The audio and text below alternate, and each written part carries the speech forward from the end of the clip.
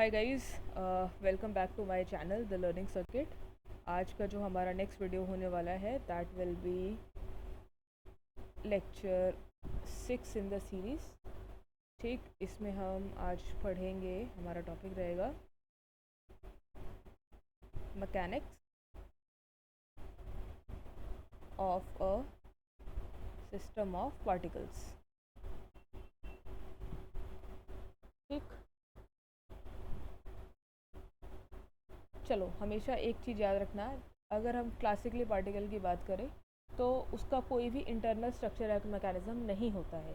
लेकिन जब हम सिस्टम ऑफ पार्टिकल की बात करेंगे तो कुछ इंटरनल इंटरैक्शंस हो सकते हैं, जैसे कॉन्टैक्ट फोर्स हो गया, इलेक्ट्रोमैग्नेटिक फोर्स हो गया, ग्रेविटेशनल फोर्स हो गया। तो हम इसको पहले लिख लेते हैं ताकि आप लोग को याद रहे। Classically particle has no internal structure और mechanism. In case of a system of particle, there may be some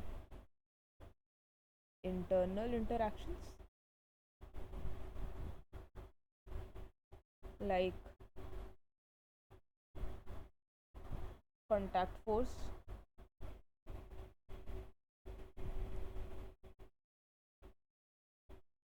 electromagnetic force और ग्रेविटेशनल फोर्स। ठीक है, तो हम एक डायग्राम फिर से अपना कंसिडर करते हैं। ये हमारा ग्राफ हो गया। ठीक है, ये हो गया हमारा पूरा एक सिस्टम ऑफ पार्टिकल्स है। बेसिकली ये एरिया है। इसमें हम दो पॉइंट्स को कंसिडर कर लेते हैं। इधर है मेरा एक ये ith पार्टिकल और इधर है मेरा ये jth पार्टिकल। हम इसके पोजीशन वेक्टर्स बनाएंगे। ये रहा position vector of r ith, तो इसको हमने r i बोल दिया। ये रहा पोजीशन वेक्टर ऑफ j, तो इसको हमने r j बोल दिया। ठीक, अब इसका कोई एक सेंटर ऑफ मास होगा तो हम इस सेंटर ऑफ मास को ये मान लेते हैं। ये है r, ये है हमारा सेंटर ऑफ मास। ठीक है, अब इसको पहले हम कहीं नोट कर लो ताकि याद रहे आर आई आर क्या है। तो आर आई वेक्टर क्या है? पोजीशन वेक्टर है। किस चीज़ का है? आर एथ पार्टिकल का है। आर जे क्या है? पोजीशन वेक्टर है किसका? जे एथ पार्टिकल का है।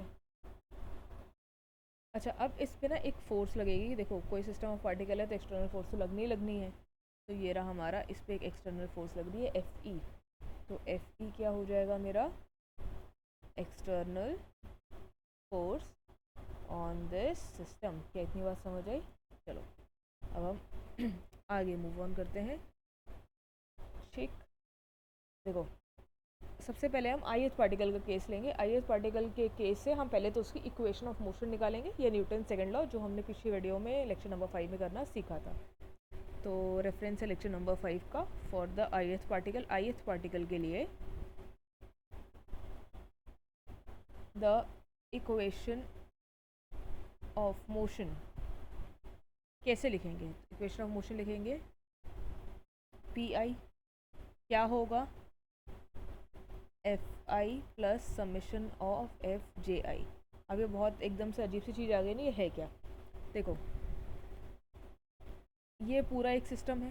ठीक है, इस सिस्टम के हर एक पार्टिकल पे एक्सटर्नल फोर्स लग रहा होगा। तो ith पार्टिकल में भी पर्टिकुलर एक्सटर्नल फोर्स लगेगा, jth पार्टिकल में भी एक्सटर्नल फोर्स लगेगा। अगर मान लो एक डब्बा है, ठीक है, इस डब्बे में कोई एक्सटर्नल फोर्स लग रहा है तो इसके हर पार्टिकल पे वो एक्सटर्नल फोर्स लगेगा ना। तो वो हम सबसे पहले ith पार्टिकल का वो एक्सटर्नल फोर्स को निकाल रहे हैं। तो यहाँ पे एफ आई ई क्या है? यहाँ पे ई सुपरस्क्रिप्ट में ध्यान रखना।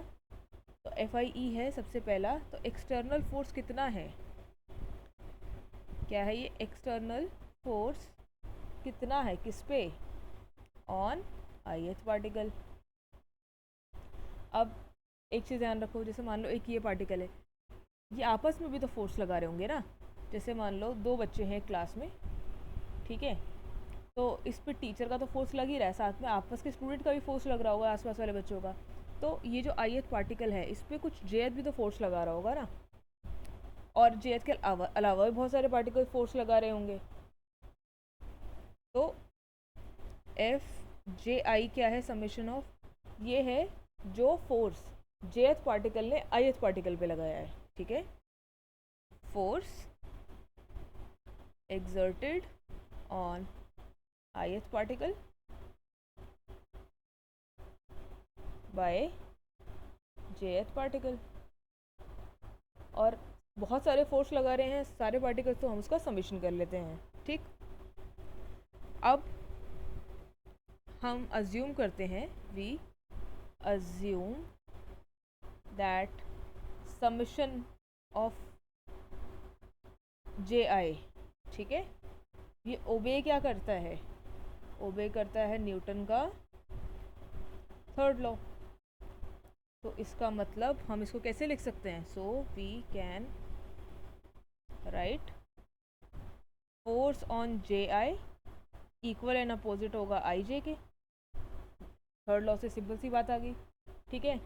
अब हम जानते हैं कि जो फोर्स ith पार्टिकल खुद पे फोर्स तो एग्जर्ट नहीं कर सकता ना, तो force on I due to I zero हो जाएगा। क्यों होगा, क्योंकि पार्टिकल, आप खुद पे कैसे फोर्स लगा सकते हो, particle can't exert a force on itself। अब इस पूरे सिस्टम को हम समेशन कर दें, summing over ith, that is पूरे सिस्टम के लिए अब हमको निकालना है। अभी तो हम एक एक पार्टिकल की बात कर रहे थे ना, तो हम पूरे सिस्टम के लिए निकालेंगे, होल सिस्टम। तो क्या हो जाएगा, समेशन ऑफ, पहले तो ith पार्टिकल पे के लिए हम देख रहे हैं, तो PI I पे समेशन होगा जो बाहर से एक्सटर्नल फोर्स लग रहा है, समेशन ऑफ I और पूरा समेशन ऑफ J FJI, ठीक है।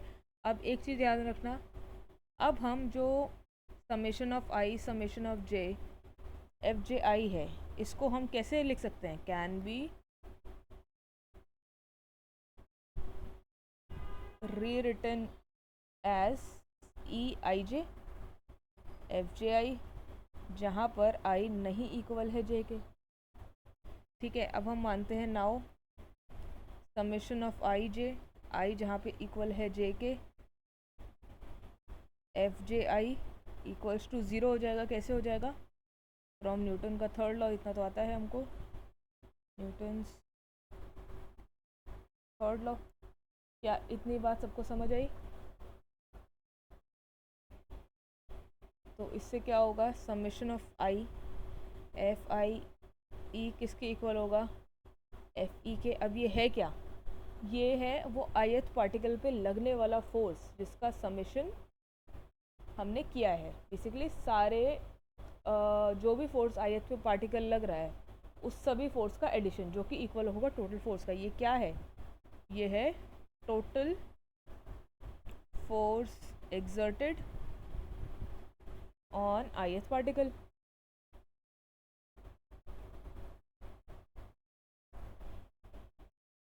ये किसके इक्वल होगा, टोटल फोर्स के इक्वल होगा, ठीक। क्या इतनी बात समझ आई? अगर आपको इतनी बात समझ आई है तो वेल एंड गुड, नहीं आई तो प्लीज़ कमेंट में लिख देना क्या समझ नहीं आया, मैं उस चीज़ को उसमें आंसर कर दूँगी। एंड हम जैसे इग्नू के एग्ज़ाम बहुत पास आ रहे हैं, जून में आप लोग के एग्ज़ाम्स हैं, तो गाइस प्लीज़ हमारे चैनल को सपोर्ट कीजिए, शेयर कीजिए, ताकि और बच्चे भी इससे हेल्प ले सकें। जो इसका नेक्स्ट पार्ट होने वाला है, क्योंकि ये वीडियो बहुत लंबी हो जाएगी, सो हम इसके अगले पार्ट को अगले लेक्चर में कवर करेंगे। Thank you for watching, thank you so much guys.